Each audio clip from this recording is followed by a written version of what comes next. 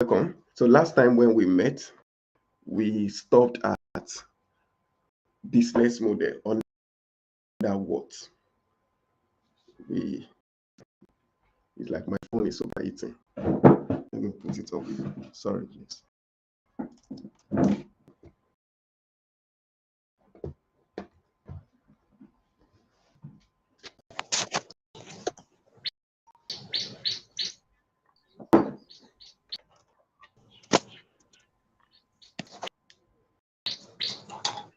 All right, I'm with you now.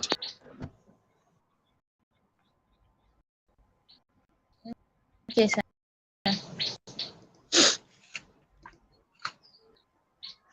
So we stopped at what the aspect of business was. And if you remembered very well, we were actually trying to what we call the marketing framework.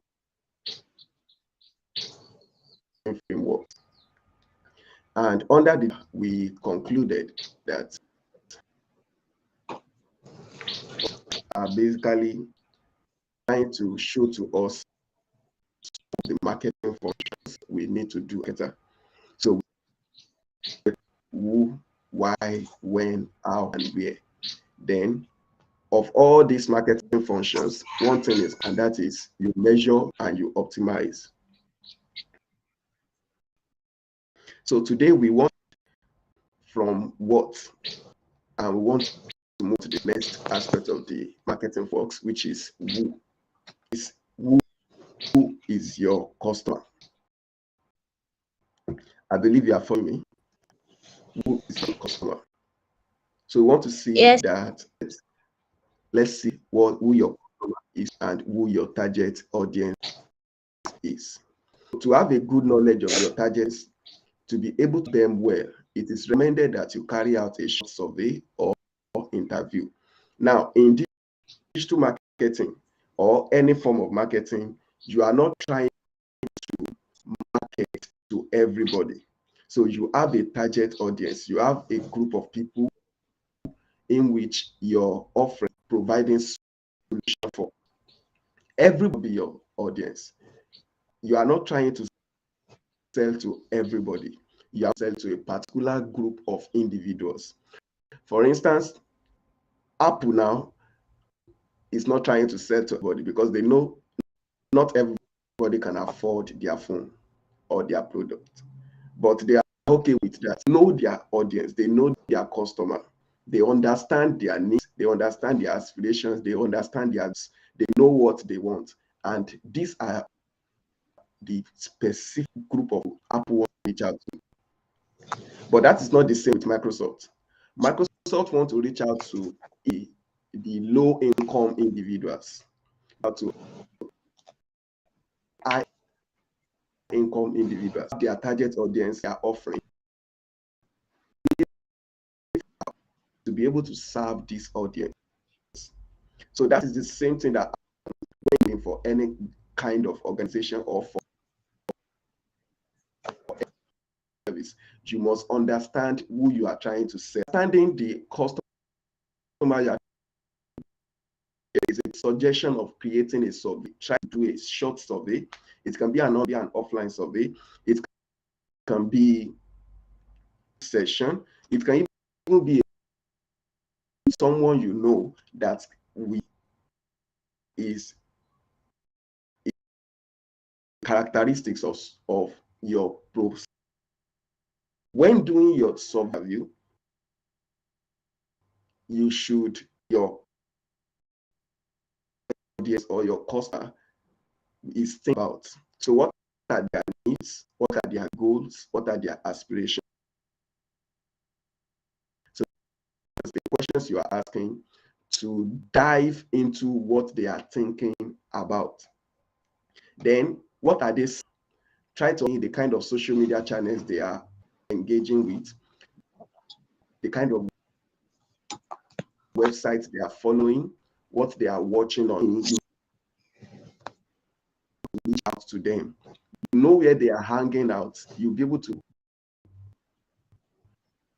communicate to individuals. For instance, if I'm drivers, probably I want them to enroll for any of my service, helping them with servicing.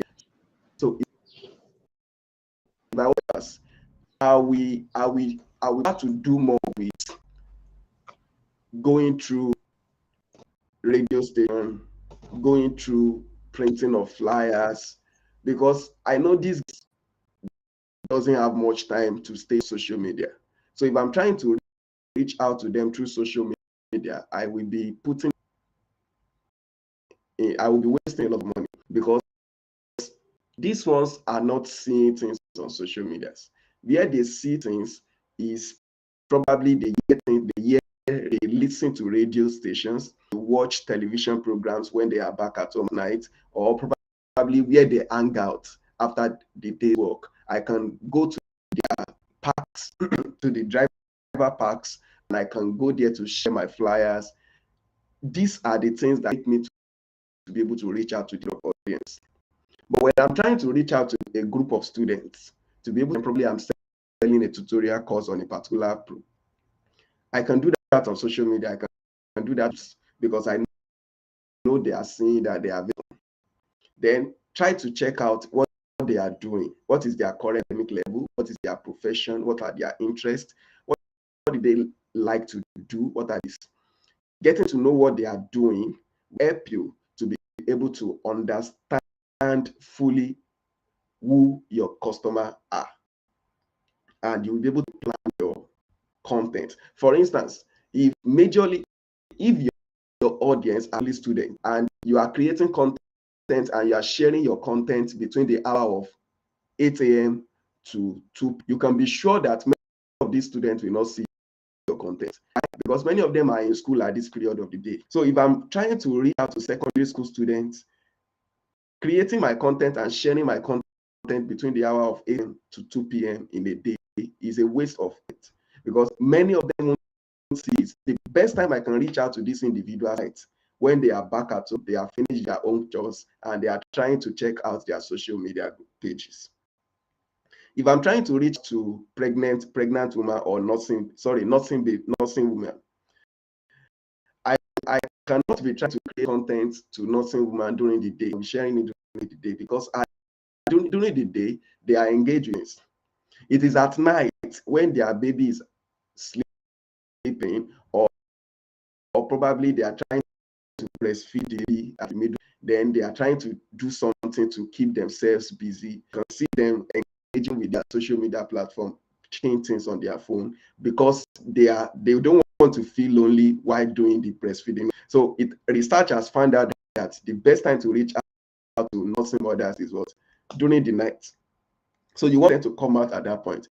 But you will not be able to have those information if you don't carry out your survey to know what your target customers are doing. Then the second aspect is about Jesus, my Lord.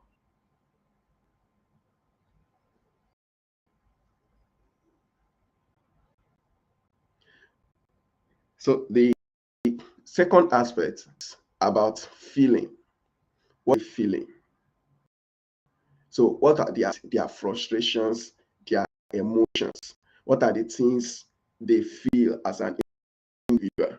So when you understand what they feel, when you understand the kind of things that challenge them challenge, the kind of things that makes them to feel frustrated, that affect emotions, this will help you to be able to know how to create your content for this target audience. Okay.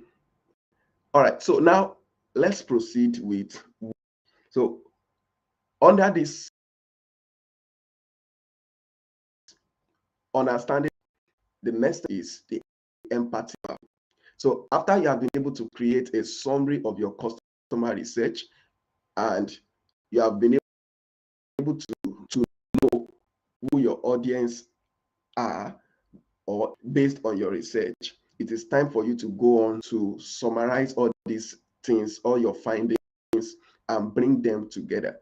So who your customer continues by creating your empathy map. So what is an empath? An empathy map is a summary of research, and it helps you better understand your customer. So the empathy map is divided into 4 quadrants with the head thinking, seeing, doing, and feeling. So fill each of the quadrants with a meaning gathered during your research. So what this means is, now that I've been able to find out about what they are seeing, what they are doing, how they are feeling, then I can findings in 3 of information per each section how to do this. So you're a summary of your customer research, and it helps you to better understand your customer. It's the best way to know who your customer is, and to be able to get a good grasp of them within a few period of time. Now, the next thing very well is to create your customer persona. Some call it buyer persona, some call it target persona. The important thing is that it's a persona that represents your customer. So a conversational character that communicates the key characteristics of your ideal customer. These are the things that characterize my ideal customer, the individual I want to sell to, the things that characterize. And the best way to be able to create the customer persona is to use the information from the empathy map to inform what your fictional. So you have to create your customer persona from the information you have been to gather from research that led to the creation of your empathy map. And this empathy map will now direct you in creating your customer persona. So that's the process. First is to start from your research stage, know more about your customer, know what they are thinking, what they are doing, what they are feeling, how they,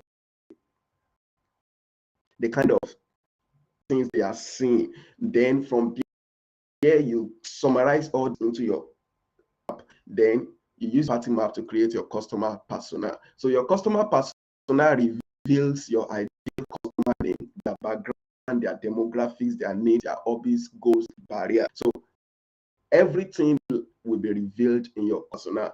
Majorly things that make your ideal customer to be unique and that makes your ideal customer to be different from any other individuals. So now let's see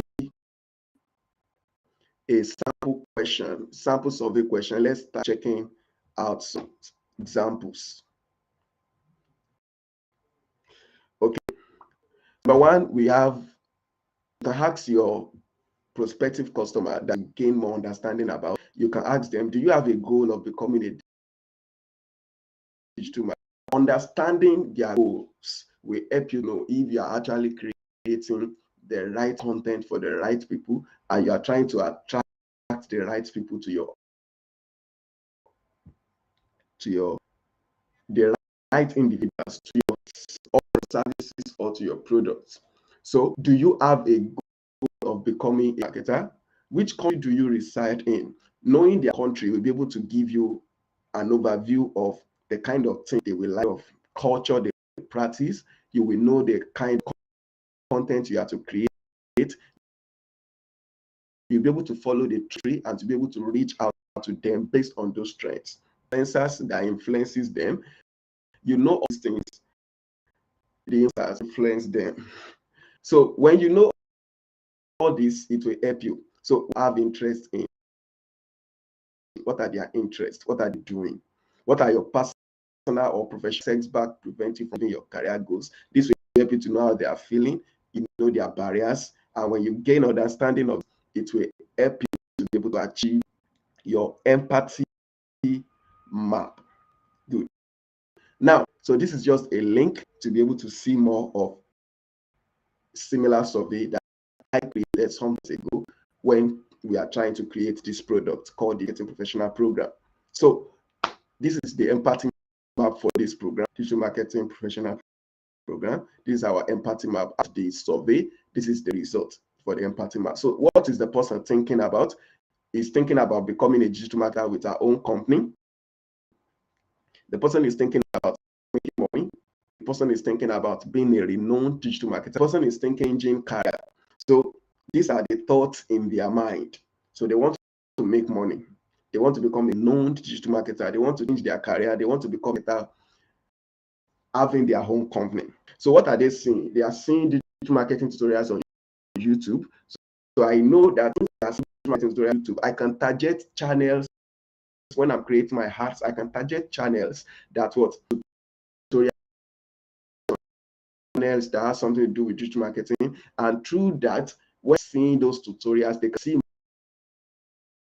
my ads and they are registering for what are the things they are seeing. They are on Facebook, they are seeing Facebook group posts. So I can make a research for Facebook group posts that ask people of this minds, people of this character, and through that I can join the groups. I can create content that will delight them, and from there I can create interest in them, then create a desire for them to buy. Subscribing to Neil Patel email newsletter. So Neil Patel is actually one of the influencer in the digital market, especially when it comes to search engine optimization.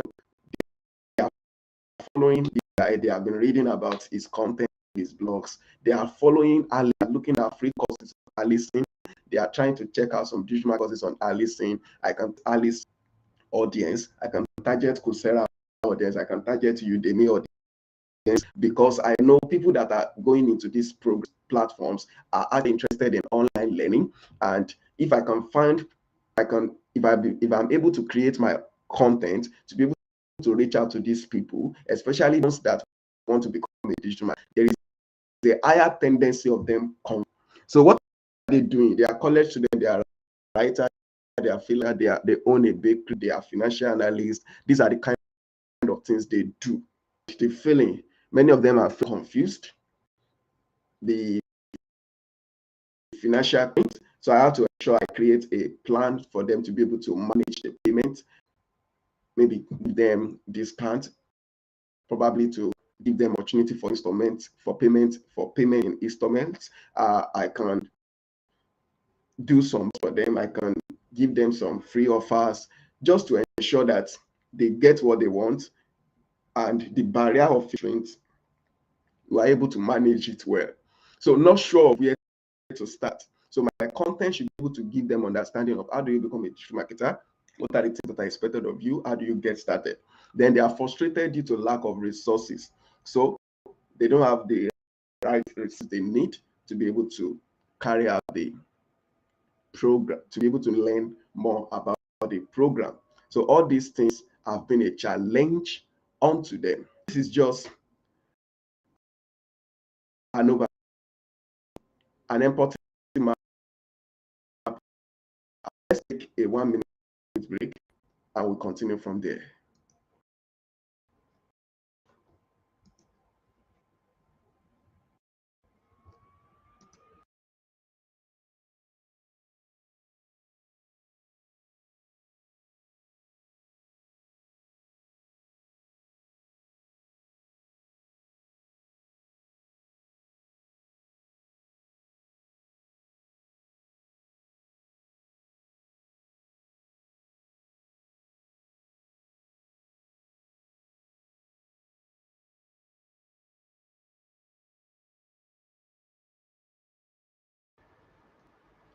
All right, so let's continue with our class. So we have seen empathy maps.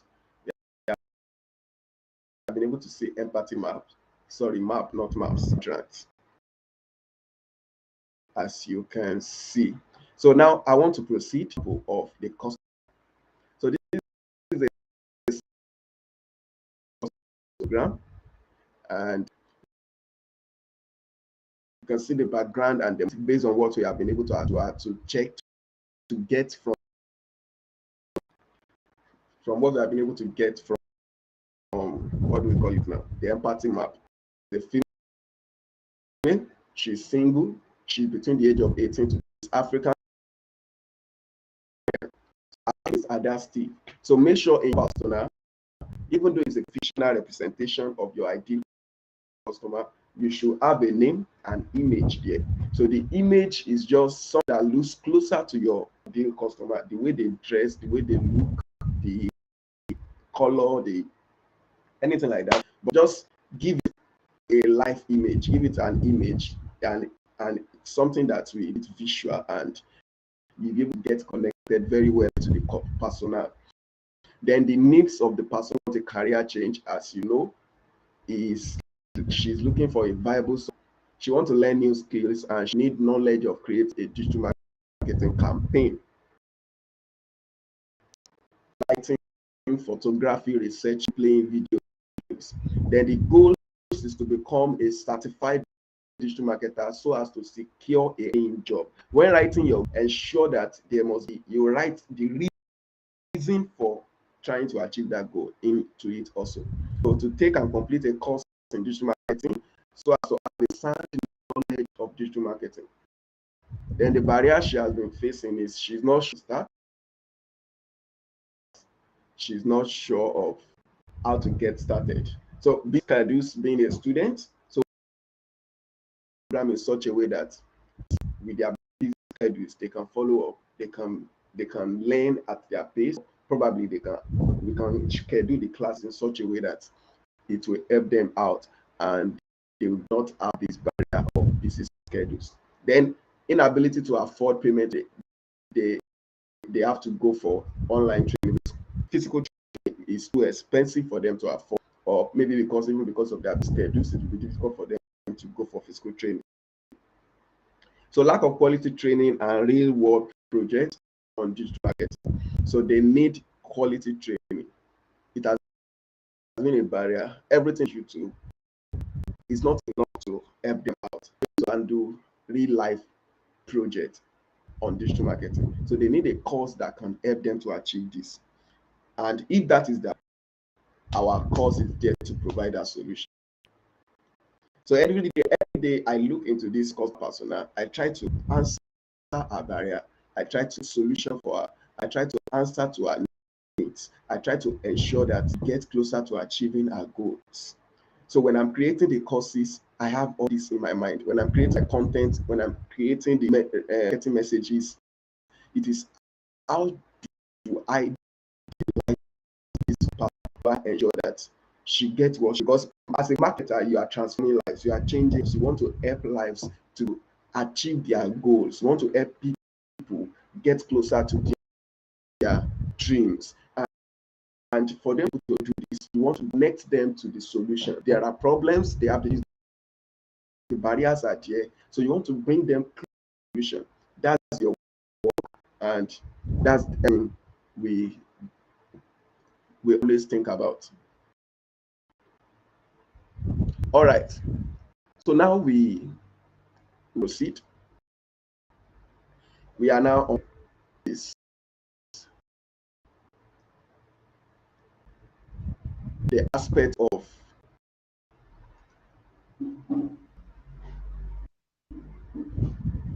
when. Let's go to when, the aspect of the customer journey. So we have seen the aspect of what we've seen who. What talks about your business model, what talks about product, your service. Now we've seen who is what your ideal customer. Now let's go to when, about your customer journey, and we want us to go fully into that. And you need to understand this customer journey very well. The foundation of your that's the foundation of your digital marketing campaign. If you understand the customer journey very well, you will be able to get your campaigning as it ought to be. Because when you are creating your campaign strategy must come from customer journey. When will you reach out to them? That aspect of when are you going to reach out to them? So you are welcome back. I guess you went off, but I don't want to delay the recording. So don't worry, anyone you miss, you will get it back. indirectly about All right, whether sir. you have gone offline or online. So just up where so it will help us, and it will help us stopping. It makes it difficult for me to really get the Yes, sir. same very well. All right, thank you. So now we are on the third aspect of the marketing frameworks, when the customer journey. So when talks about number one, when are you going out to these customers? At which point journey will you reach? And on this journey to move them to the next level? So for instance, you are in secondary school, you are learning physics, biology, all this. Introduce physics, chemistry, biology is because you really know you want to become maybe a medical therapy, you want to go into engineering. Right from this secondary school level, we can give you what you need to prepare yourself for that stage where you are going into. Now, because we understand in your academic journey, we offer you what you need at that level.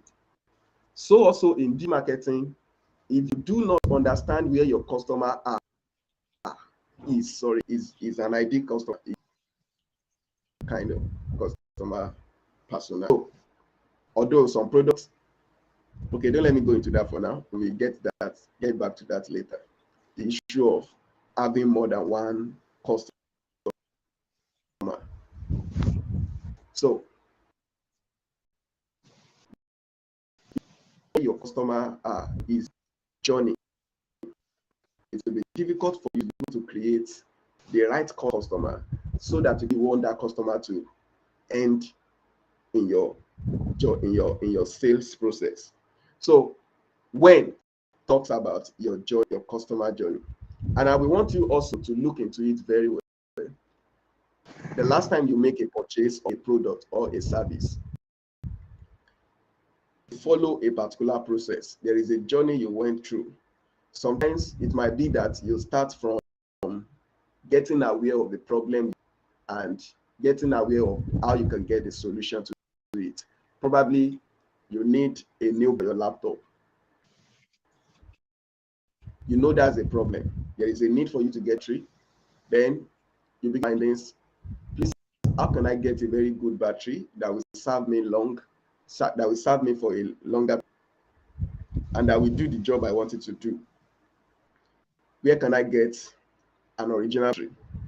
Then someone tried to make you aware of where you can get the original battery. After getting to know that, you start making your personal findings about suggestions that have been made.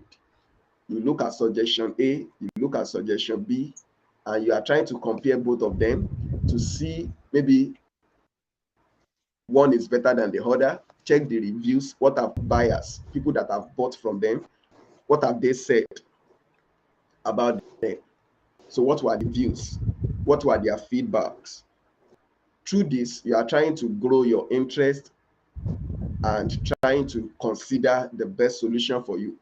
Then at the end of the day, you are able to find one that actually caught your attention.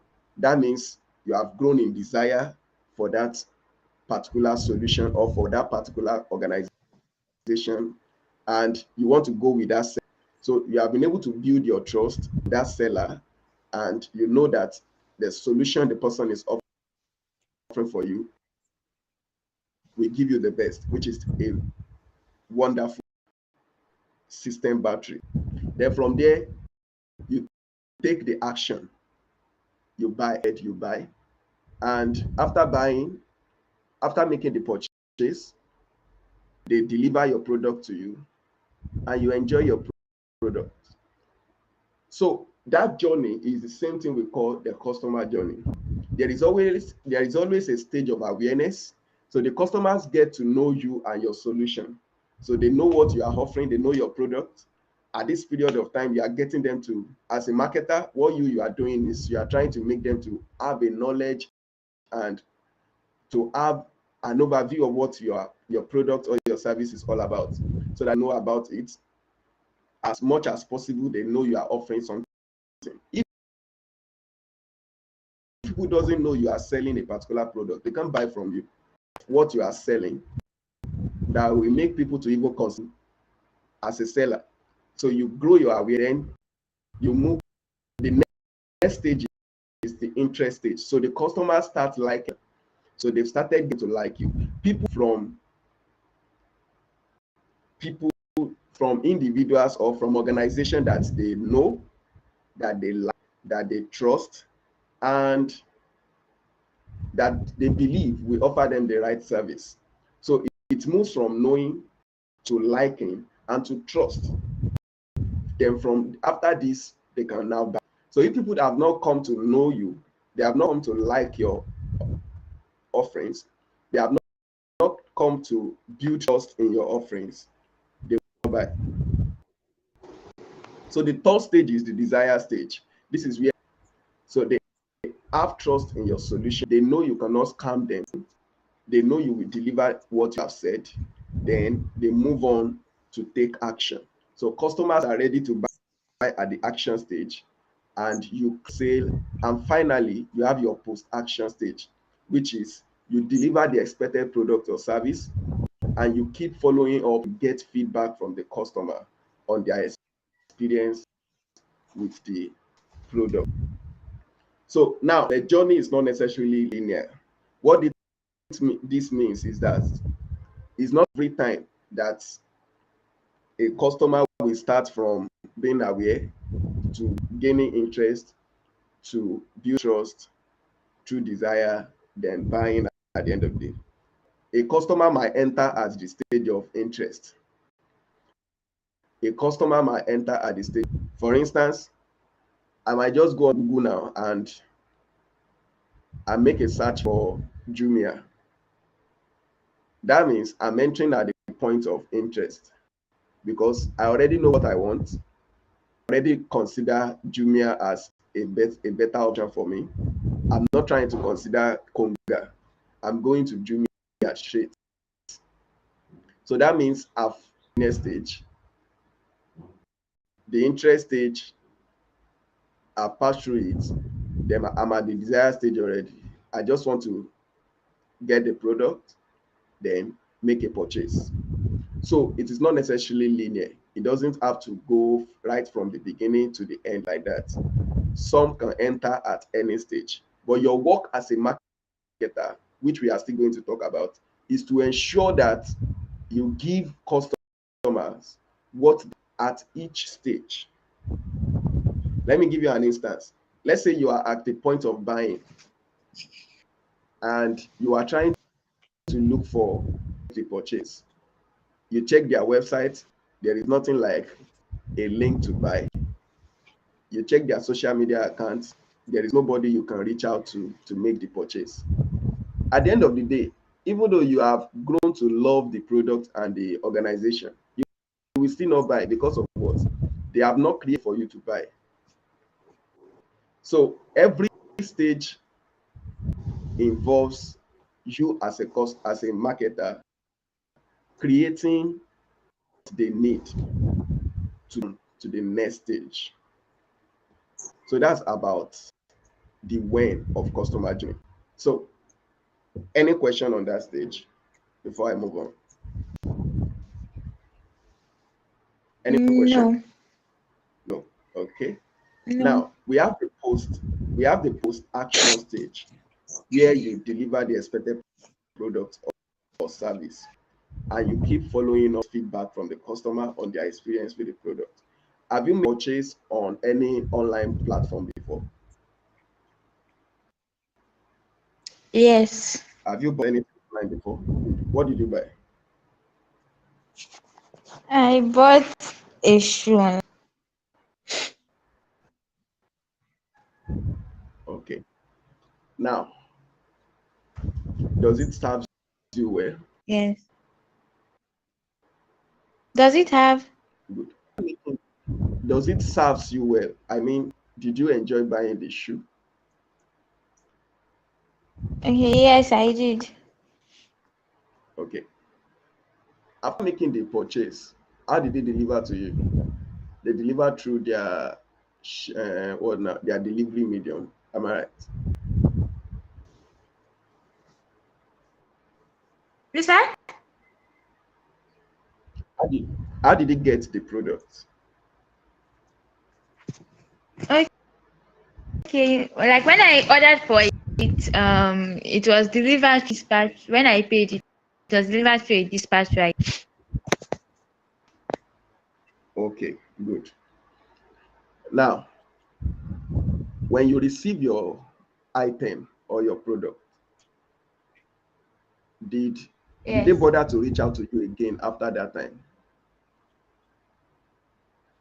Uh, no. No. After buying the shoe, have you gone there to buy any other thing again? Mm, no, but I told someone, so I think bought from there. Okay. But you, as a person, have not gone back. Yes. Good. Now, in digital marketing, your goal is not to get people to buy, then forget them. Your goal is to get them to buy and to retain them to the point where they become an advocate for your organization and they continue to buy from you. The reason is because it is difficult to actually get a customer. If you get a customer, the best you can do for yourself is to retain that customer. Someone that has bought from you before, there is a higher tendency that if they enjoy the product they bought, they will it will be easier for them to buy again from you. It is easy to convince someone that have bought from you before than to be trying to convince someone that has not bought anything from you before. So the post action is one of the most important stage of your marketing campaign. What you do after the purchase really matters. Like the organization or like the seller that sold the shoe to you, they will have done best, they will have done better, sorry, by trying to get your feedback, by trying to reach out to you after the purchase about how you feel about the product. Maybe after some weeks, they still get back to you to get an update from you, probably to just greet you at the beginning of a new month. They send happy new month message to you. Then after some months, they try to send some other information about other products that can be of help to you. They try to continue to engage with you, trying to make you to understand that they they have you in their mind. So building the relationship, it really matters in digital marketing.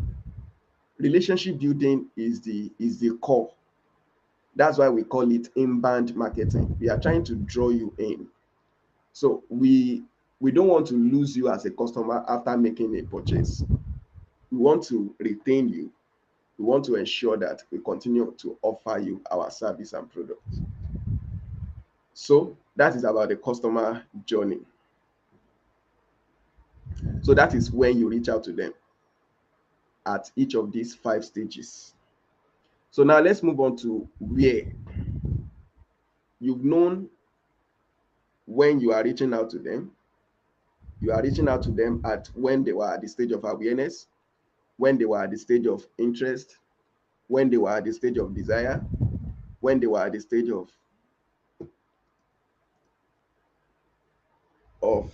action, and when they were at the stage of post action. Now, where are you going to meet these ones? where it talks about number one, your marketing channels. Where are they existing? Where are your customers existing? And where will you reach out to them? So, what are the marketing channels you are going to use, especially as a digital marketer? So, the digital marketing channels that will serve this purpose. Number one, we have what we call the broadcast channels. Broadcast channels are just like your billboards in the traditional marketing. When you place a billboard banner, a billboard ad, you just broadcast the message to as many individuals as possible. It will not even be easy for you to measure the number of people that have seen the ads because you have only broadcasted it. Some people used to send broadcast message on WhatsApp also. That's an example of broadcast messages. We have display ads on web pages. You might visit a website now and you will see some ads on their page, especially when you visit blog pages. You will see ads on those blog pages. These are broadcast messages and is a channel of marketing. We have one-to-one marketing channels. Example of that is your email channels, your text messages, your social media DMs, that is social media direct messages. These are one-to-one marketing channels. So when someone sends you a DM, maybe on your WhatsApp or on your Facebook Messenger, you're actually interacting with that individual alone. Also, you can achieve that with email also. You can send email messages to individuals and each of them will receive it one-to-one. So when they send you a reply, they are replying to you alone. So you are treating every customer as a one customer, just like this bank, Sterling Bank. Even though I don't know if they, I'm not, I'm not a, I'm not one of their customers, so I don't really know if they are fulfilling that promise of treating every customer as a one customer bank. Okay, let's proceed. So we have the search channels also. So your search channels are like your Google, your Bing, your Yahoo search, and your Yandex. Have you heard of Yandex before?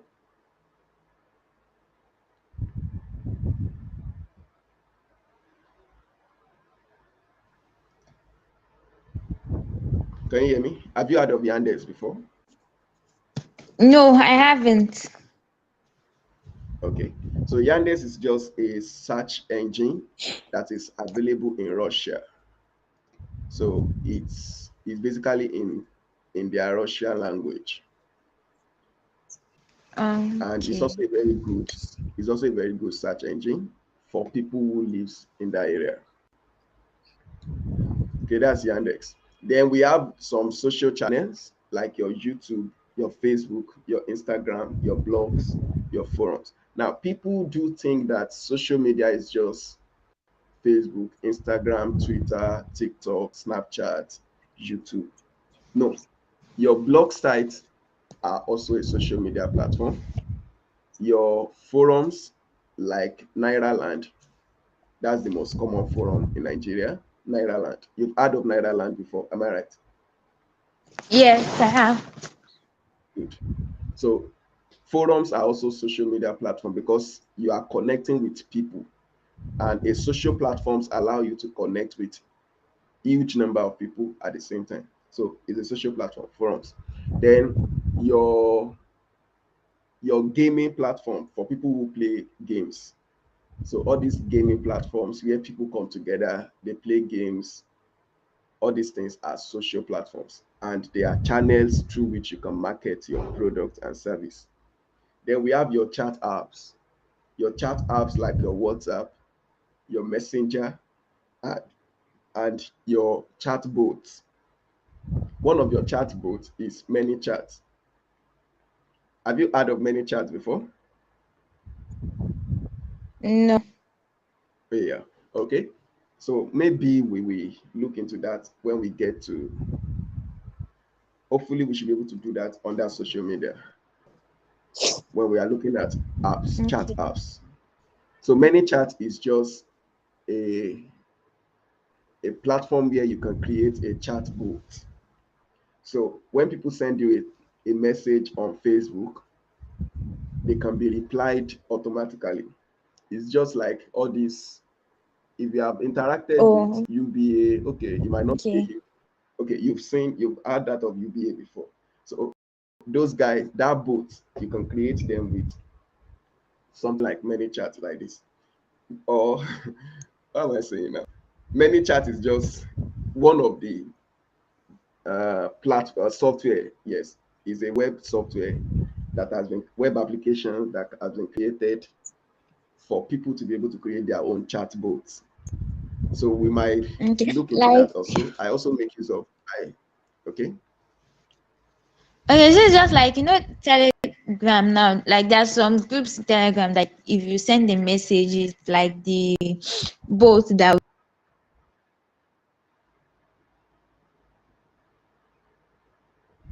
will like respond, that is responsible for that. Yes. Yes. You are correct. You are correct. That's true. So those are chat bots. I also use it a lot, especially when I'm running messenger ads. So if the advert I'm running involves me receiving messages from people, so I will just create a bot for, because I will not be online every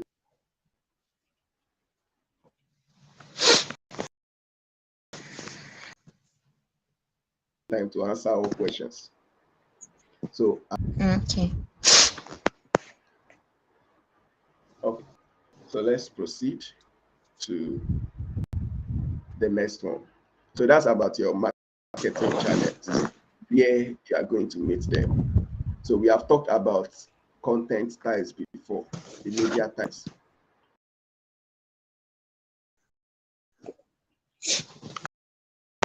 Still on that way. So we have paid media. So for paid media, we have your search ads, your social ads, your display ads. Then for your owned media, you have your website, your email list, your blog post. This belongs to you. And for your ender, you have your comments, your shares, your repost, your likes. So these are the things that people give unto you. So you don't own it, you don't pay for it. They give you because they like your content. And you must create content that will give you lots of earned media. It will help you to grow, especially when you are trying to grow organically. So for your organic reach, your earned media must be huge. But if you are just starting out and you don't have much followers at the moment, you might want to go for paid media in order to grow your reach. So you have to pay for ads, pay for display ads, search ads, social ads. But as you proceed, you want to do well to get more earned media. You want people to comment, you want people to share your post, you want them to save your post on Instagram, you want them to repost your content on social platforms. All this will help you to be able to reach out to your customers at their respective stage of the customer journey. Now, let's see, how do you align your channels together with your customer journey? Because this is one thing you will be interacting with a lot when you are creating your marketing campaign, aligning channels and customer journey. How do we align our channels with customer journey? For your awareness stage, I believe you are seeing this table.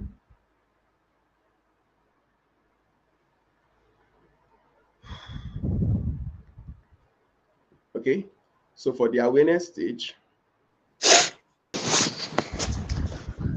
we have what we call your content marketing. So which you do probably by creating blogs. Let me increase the size of this so that I can see it well.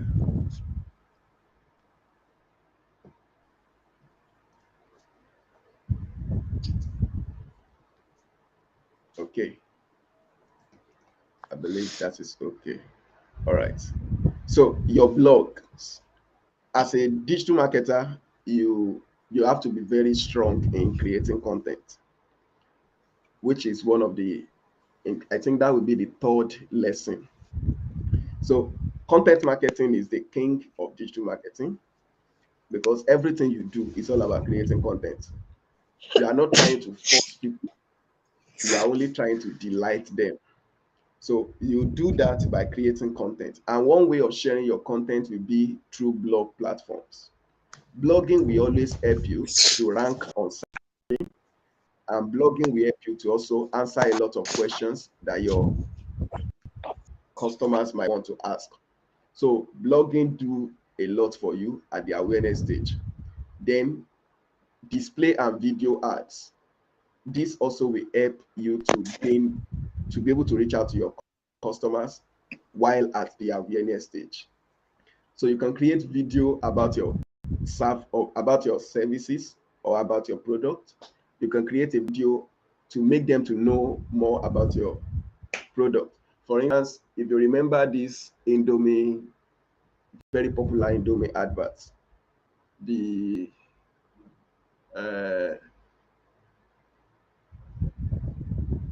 what's the title now? The taste is the difference. So they did that. Indomie actually has a very good content creators. Almost all their campaigns are always top notch. There was a time they created one also, Ebawaki Yaiwe or something like that in Yoruba. So they use this to draw awareness about Indomie. When Coke also did their share a Coke with someone, in which they will write people's name on the Coke and they will share it with others. They were able to create awareness about Coke and what Coke offers, which is love, sharing, happiness, joy, things like that. So you create display and video ads to be able to create awareness. Then your landing page should be informative enough to build awareness. Then what you do on social media also matters a lot in creating awareness about your service and product, and to be able to reach out to your customers at the awareness stage. Now, at the interest stage, the channels you use are organic social media, your social media ads, your search engine, whether organic or pay-per-click. So PPC simply means pay-per-click. That's the meaning, pay-per-click. When you go to Google or any search engine and you see a sponsored post, a sponsored result, anytime you click on that sponsored result, the ad, that individual that is running the advert is going to pay for every click. So that's why they call it pay per click. Do you understand it now? Okay, let me show you that.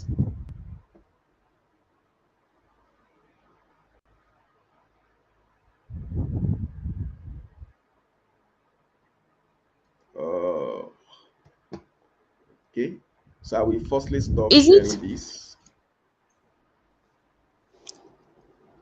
Is it for what? the paid per click? Okay. Is it that how will I ask now?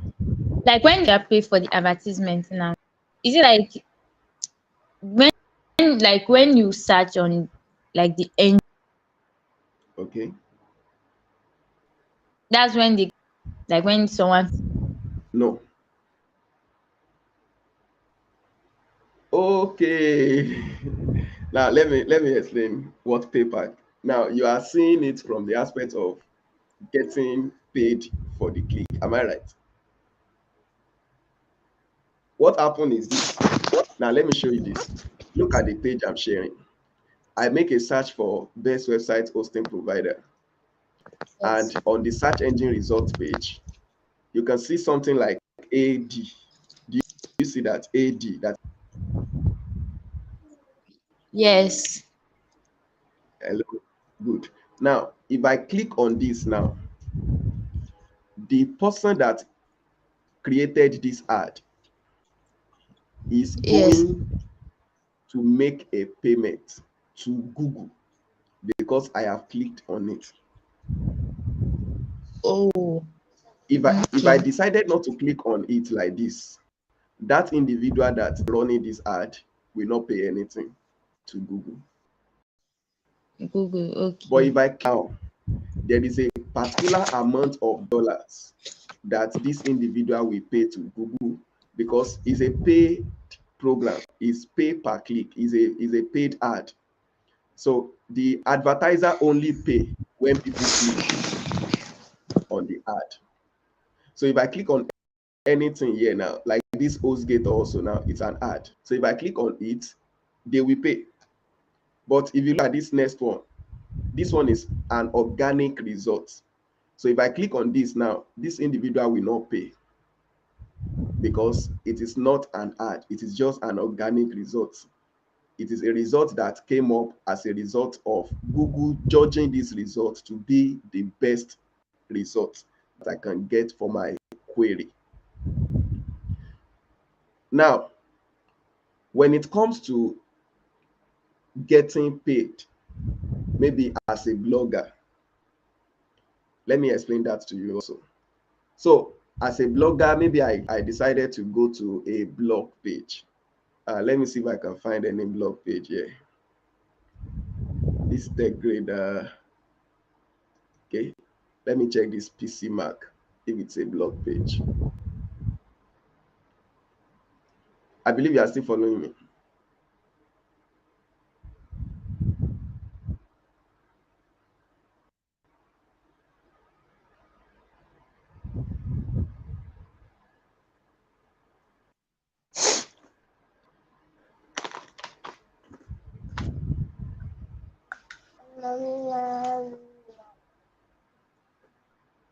Hello. Hello. Okay, are you still following me? All Yes, I right. I want am. to show you. Mhm. Now, I want to show you the aspect of how the blogger will get paid for clicks. I think that is where your question is being directed to that time. Look at this website now. The owner of this website allows Google to share display ads. You know, I talk about display ads, that is a broadcast Display. kind of. Yes. Uh-huh. Now, this is a display ad. This banner ad you see here. This Ostinger.com, something, something. You can see advertisement at the top. You can also see advertisement here. It means these are just display ads that are showing on this website. Now, if I click on any of these display ad, what will happen is that, let's say this individual that is running these ads, Ostinger that is running these ads, let's say for every click, they are paying Google $5 for every click. So if I click on this display ad now, what will happen is that Google will collect a portion of that $5, which might be maybe $3, and they will display the guy that owns this website where they were showing the advert. They will pay the guy $2. Are you getting me? So they are Yes. sharing the what? They are sharing the revenue they get from the ad. So the advertiser, the digital marketer, will pay $5. The owner of the platform where Google is showing because you know the website is part of owned media.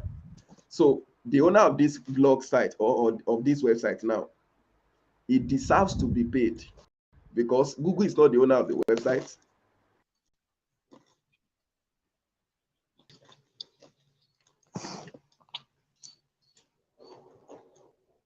for making use of this platform to show adverts. So the money Google is realizing adverts, they both we share it.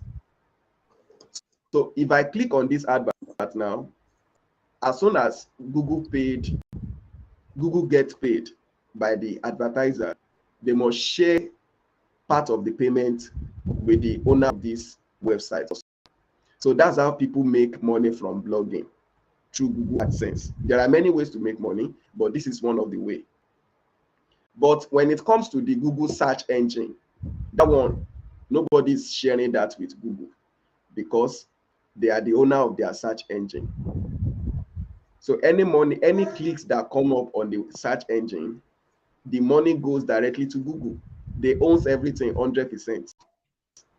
But when it's a particular website or blog page, they have to share the money. So I believe that one is well understood now. Yes, it is. All right. So let's proceed with that, with our lesson. So I'm going to reshare my slide now. So we are still on trying to align channels and customer journey. So at the desire stage, you want to ensure that you meet your customer on search. Because if I go to Google now and I make a search for the best website hosting platform, that means there is already a desire in my heart to get a hosting platform that will serve me. So if I make that kind of search on a search engine platform, as a digital marketer that is promoting such offering, my content or my website should show up. So I must be available on search to be able to reach customers that are at the desired stage. Then we have retargeted ads. Retargeted ads. Now, the website I showed to you that other time, that PC Mac. Let me go back to that website.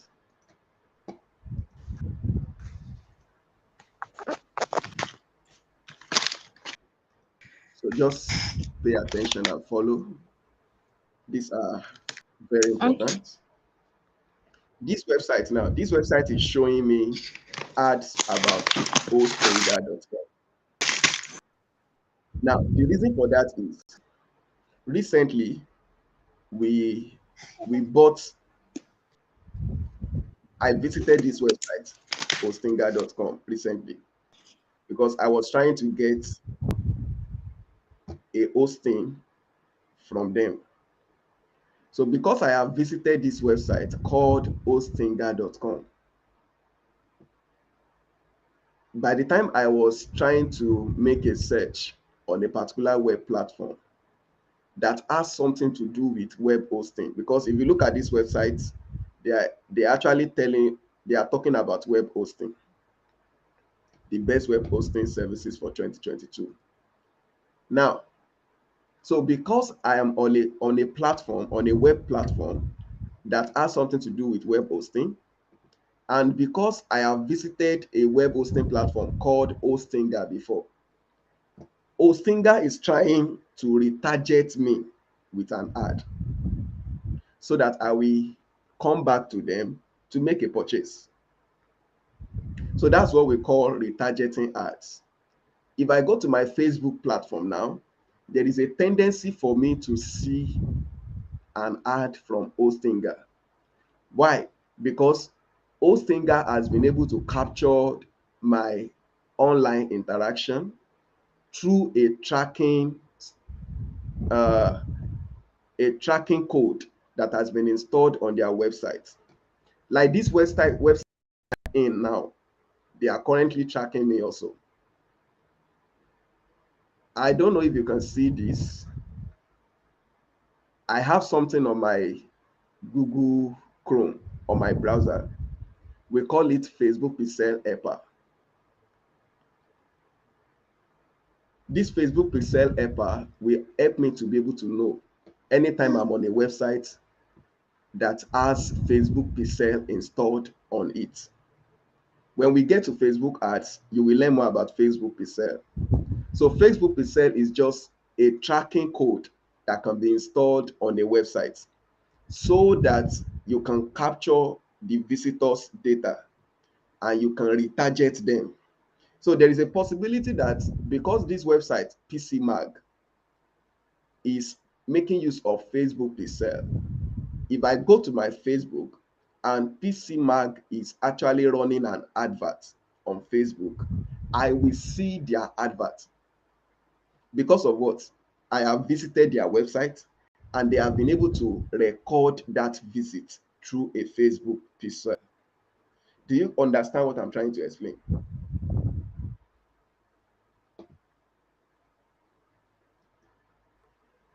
Hello, do you understand me?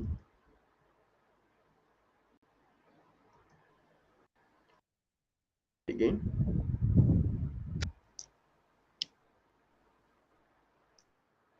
You understand? Good. So Facebook Pixel Yes, is I just do. that tracking code. Good, thank you. So Google also have their own Google tag. They call it Google tag. So it's also a code that is installed at the back end of every website.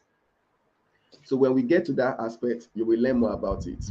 So these people now they are trying to track page views on their website. So anybody that views this page now, it will be recorded on their Facebook pixel. Let's leave that. I believe that is understandable enough. So that's about retargeting. I'm just trying to show you how retargeting works.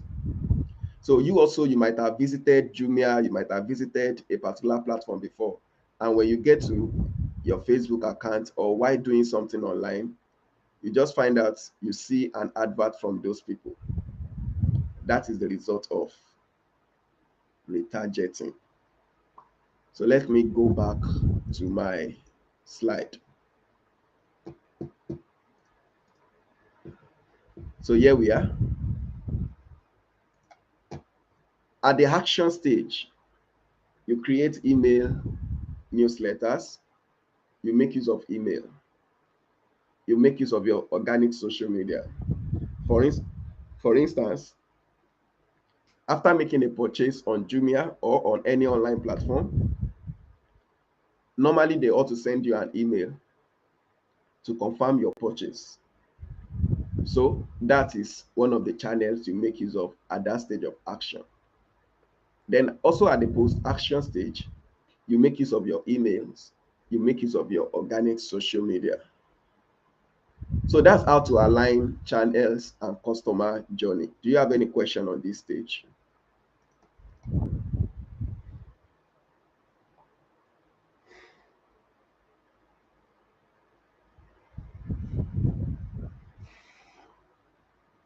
Okay, you're away. So let's proceed to the next aspect of our class, the why. The why. And I think that's the last, the aspect of why. So far, so good. We have looked at the what, the who, the when, the how, and the where. So now we are on why.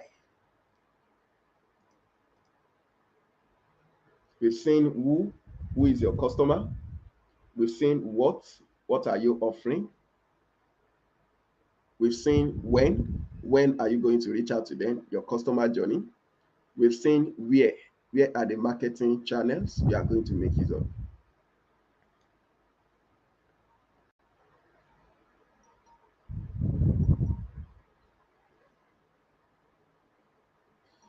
Then now let's look at why, which talks about your marketing objectives.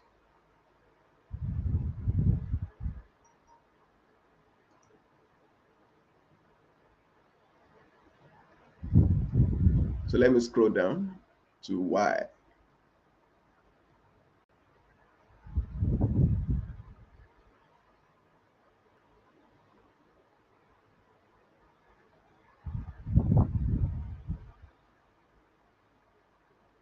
So your marketing objectives is what you want to achieve with your marketing efforts. That's what we call marketing objectives.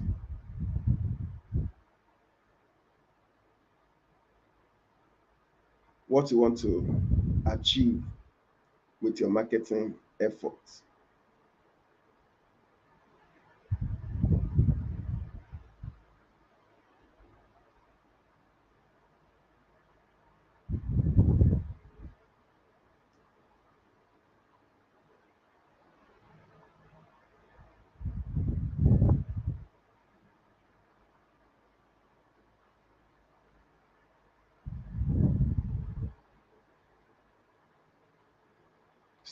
Sorry for that.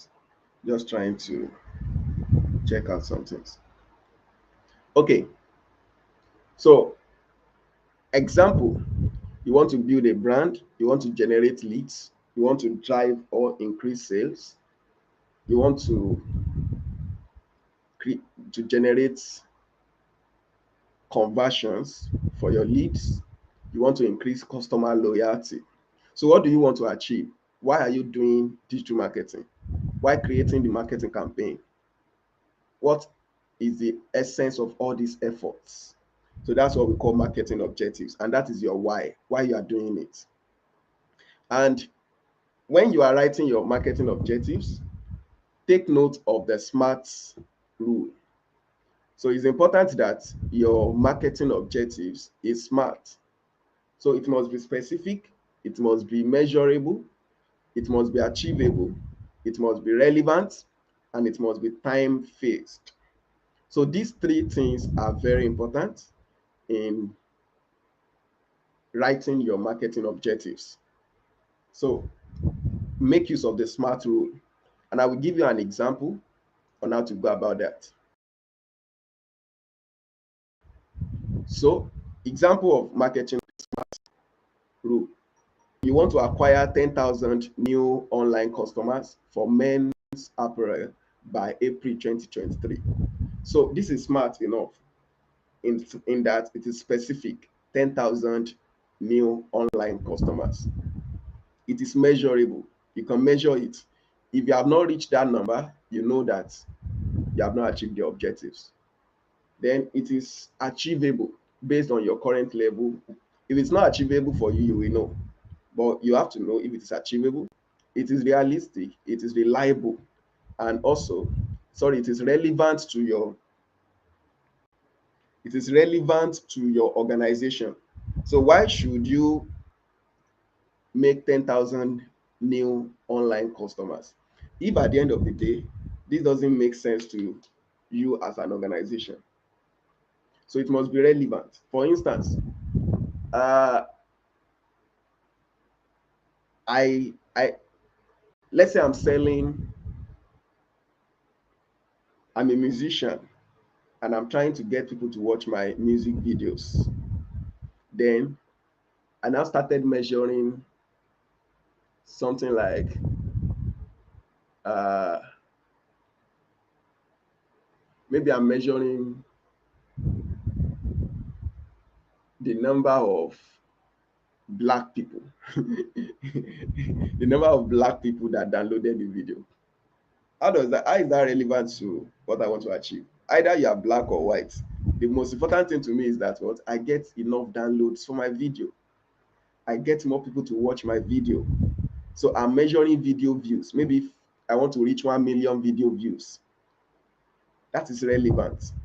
But when I'm measuring number of black people, that is irrelevant. You get it? Unless you are trying to do a campaign for Black Lives Matters or something like that. All right. So another example is raise brand awareness by driving 50,000 new unique visitors to your website this month through organic traffic. It's very smart. To sign up 50 students for the DMP program, Digital Marketing Professional Program, through email marketing campaign by June 2022. So it is reliable, it is relevant, it is time phased. I know when I'm going to achieve these objectives, and it is measurable. So still on why, we have what we call the key performance indicators. Now that you have your objective, you must have a way to know if you are achieving your objective. And that is the key performance indicators. It indicates, it shows to you, it reveals to you that you're actually achieving your objective.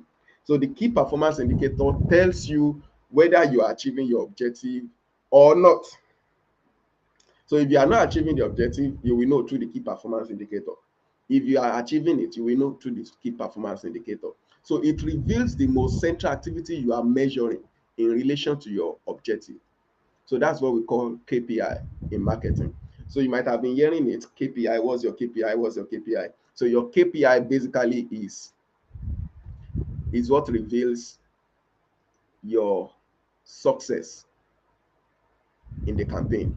So example of your KPI can be your marketing ROI, the number of sales you have been able to generate, the number of leads, your email engagement score, the number of website visitors, your conversion ratio, your number of conversion, sorry, not conversion ratio, your number of conversion. No, so now let me make that more practical for you. In this objective now, acquire 1,000 new online customers for men's apparel by April 2023. So the KPI for this now will be what?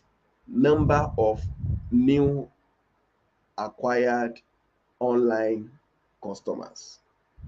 That's the KPI, the number of newly acquired online customers. Because of what?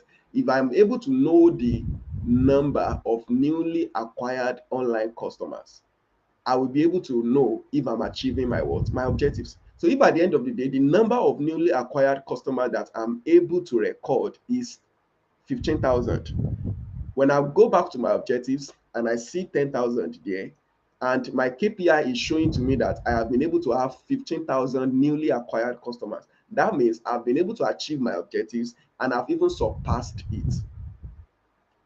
So that's your KPI. It reveals what you're actually measuring. So when setting your KPI, consider the following. Do you know how it's derived? Is it confusing? Your KPIs should be simple enough for you to understand what you are measuring. It should not be complex. You should know what you are measuring, how you derive it. Does it matter to your objective? That's it. Your KPI should actually be relevant to your objective. Just as we have been able to show you in the last example, the number of newly acquired customers, very relevant to the objective, because the objective is to acquire 10,000 new customers. Do your KPI convey a value you can use against a benchmark in aggregate or as a comparison? So it must have, that's why we say numbers, numbers, numbers, because you want to add, you want it to be value, something that has value, amount, score, percentage. It must has value for it to be called KPI. So that is your why. That is your why. So now the aspect of how talks about your marketing function. Sorry, I ought to put how here. How do you achieve all these things? How do you do your campaign? What is your work? How do you combine everything? Your when, now you know your when, you know your who, you know your where, you know your what, you know. When you know all these things, how? How do we do this? So that would be the last aspect of our marketing frameworks. Hallelujah. So let's proceed. How? Your marketing functions. Okay. So you plan, you create awareness, you convert, you retain, you analyze, you optimize, you measure. Let's proceed. So marketing functions, number one, you plan. So planning, you plan your campaign. So you analyze your business needs. What are the things the business need? You know your business goals, you know the deadlines, you communicate your plans, you set your marketing budget, you research, you develop your objectives. That is the planning stage. So your first marketing function as a digital marketer is to plan. That's how you plan. You analyze the need of the business. Why should you market? So you research, you develop objectives, then you set goals. You set deadlines, you communicate plans, Then you set objectives. You set your budget. Sorry. How much do you want to spend on display ads? How much do you want to spend on social influencers? You plan. That is your first marketing function. You plan. Planning, analyzing business needs. What do we need at this stage of our business? How should we approach it? Then you research and develop your objectives. You set your goals and the deadlines for each of your marketing efforts. Then you communicate your plans with people that needs to know about it so that you can get the resources that will be required on ground. Then you set your marketing budget. That's the first aspect of your planning. So we are looking at the how aspect of marketing frameworks, which talks about your functions, your marketing functions. How do you do all these things? The first thing is your planning. Now, awareness is the next thing. You identify market opportunities. Where can you do your marketing works based on your target persona? Where can you reach out to your customers? Which platform should you make use of? What are the opportunities you have available for you? You develop your content, you leverage on events, you go for public relations, you reach out to influencers. So these are your functions under awareness.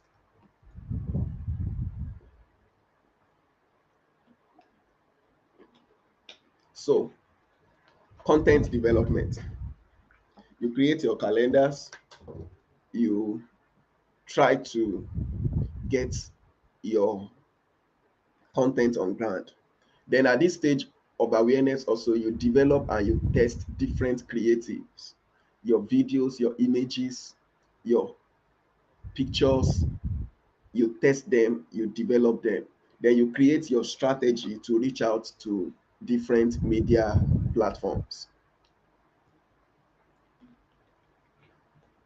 So that's what you do at the second stage of your function as a digital marketer.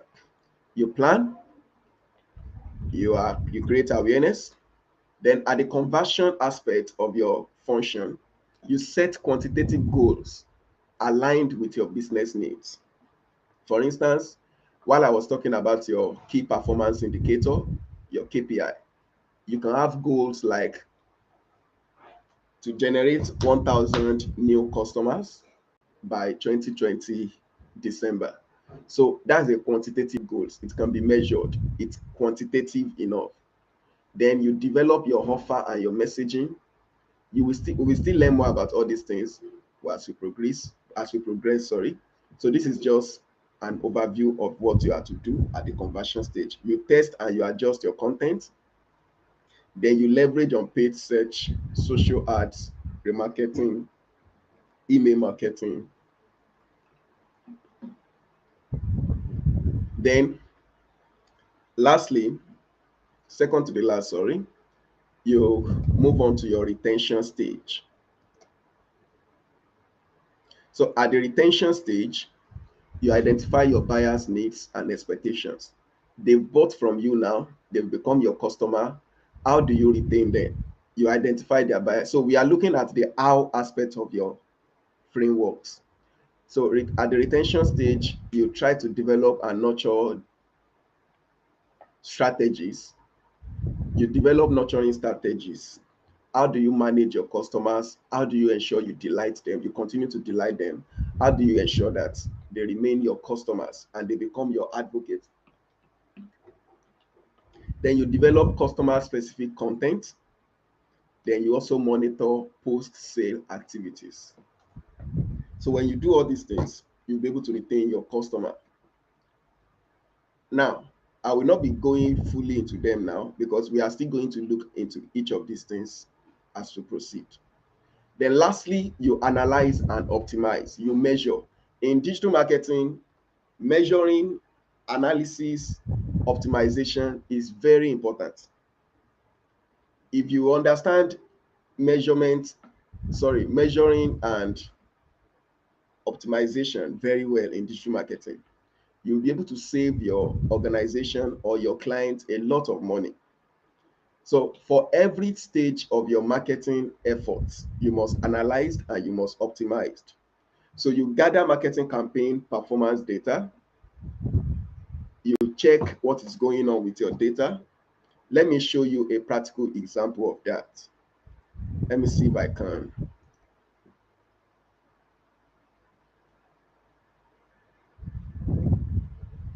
get that to you.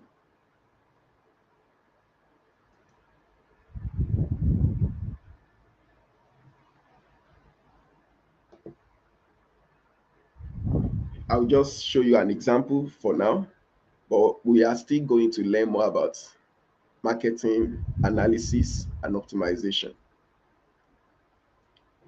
But just for a way of giving you how that looks like, showing you how it looks like, sorry. Okay.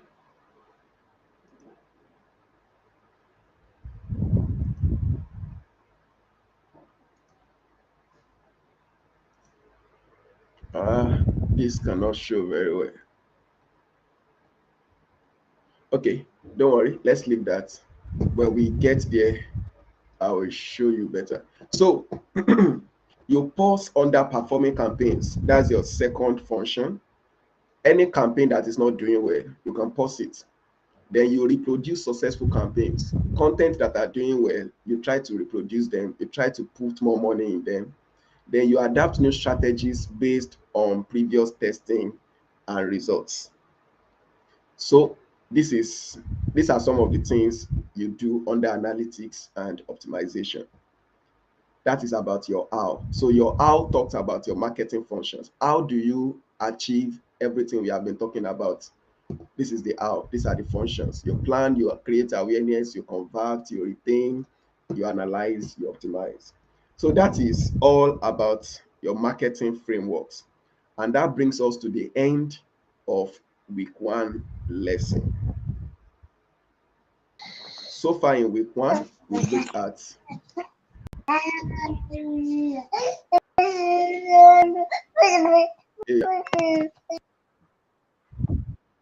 sorry. So we've looked at introduction to digital marketing.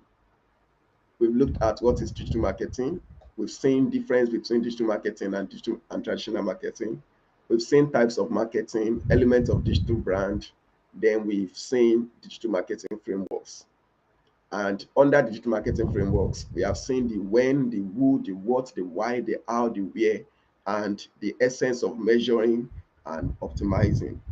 So that brings us to the end of week 1 lesson. Week 2, we are going to move into web design and how you can create your own personal website. So it is from the beginning of week 2 that, okay, sorry, I think there is a project in week 1 also. I will communicate that to you if there is there should be a project in week 1. I will ask my colleagues. So there should be a project in week 1. But if there is no project, no problem. But I'm very sure in week 2, there will be a project for you, because in week 2, you will learn how to design a website. So you'll be creating your own personal website also in week 2. So probably you will start with a portfolio website.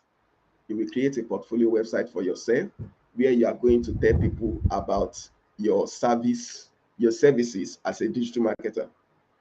So God will help us. We are going to do that. So any question on week 1? That's all about week 1. Any question?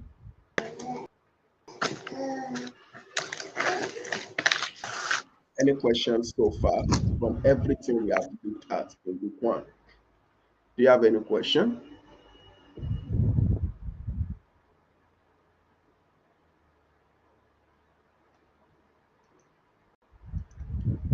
So I'm waiting for your response. If you have any question, let me know.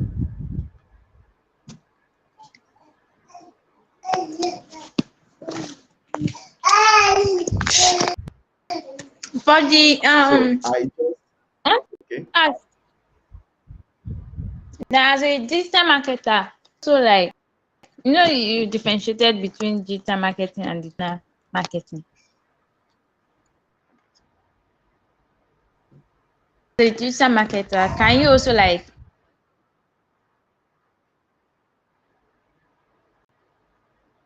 function where the creation of maybe flyers, television adverts or stuff like that?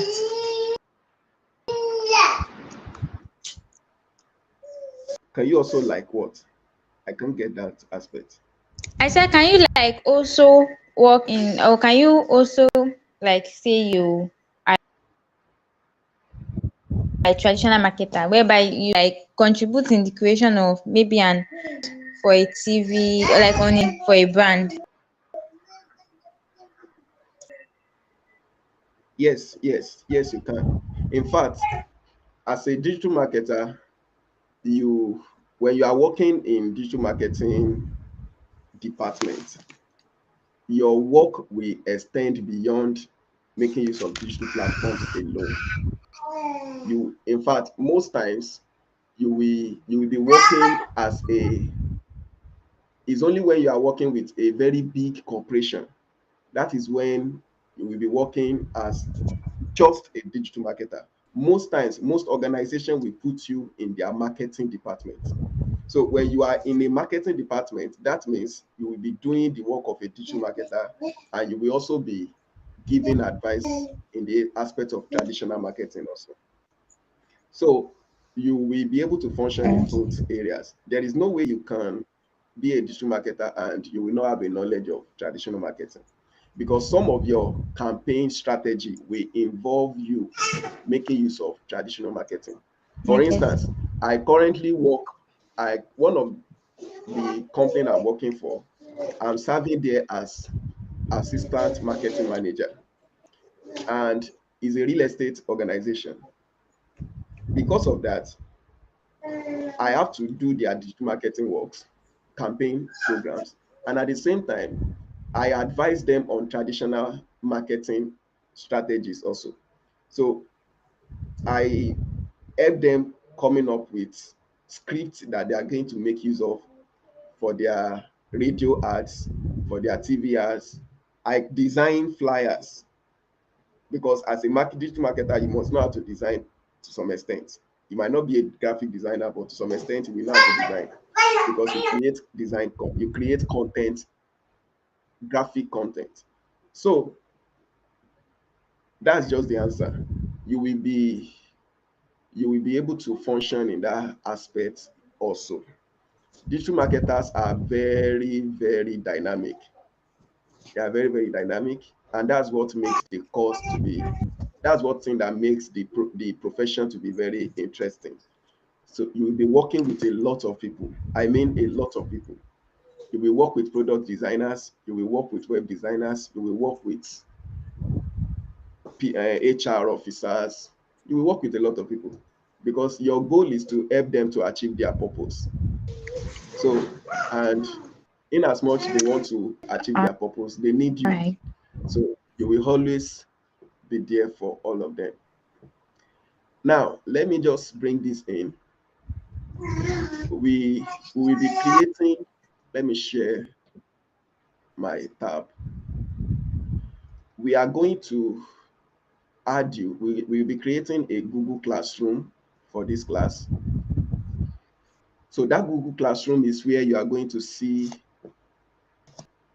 the content of the resources for the class. So my people, our technical people will work on that. So something like this that you're seeing here. So you will be added to your own class. Let me just show you an example. This is one class that was aired some times ago. This is our digital literacy graduate program. Now, maybe when we create the class, I will take you I will give you an introduction to how to manage the Google Classroom. So there you will see the Okay. resources for the class. Just like you are seeing here, this is one of their resources for the people that partake in this program. So they are becoming an entrepreneur series. So all these are recorded videos that they have. Then this is their LinkedIn marketing, their LinkedIn class. So these are the video resources. So the essence of this is they can gain access to Hi. this course, to the class resources anytime they want to gain access to it, since they have been added to the class. So even in 10 years' time, in 15 years' time, they can still get it, they can still access it. So these are the recording for each of the days class. So all these things. So they are there. So they can see their classwork. So we used to give them classwork also, their projects. So you can see the class projects, the class slides, some external resources that was given to them, the class videos, all of them have been listed here. So those are the ways you will also see it in your class when you enter into the class. Then we don't have grade. I'm not sure there is grade for this class. Okay, some of them, okay, this class has grades. So you will have grades, but you will not have grades because we are not grading this class. You are the only one in the class. So there is no essence of grading. So just download Google Classroom to your phone and send me your email address on WhatsApp so that I can add you to the class. So you will send your email address to me on WhatsApp, then download Google Classroom from App Store. Okay, so that's all for the moment. Let me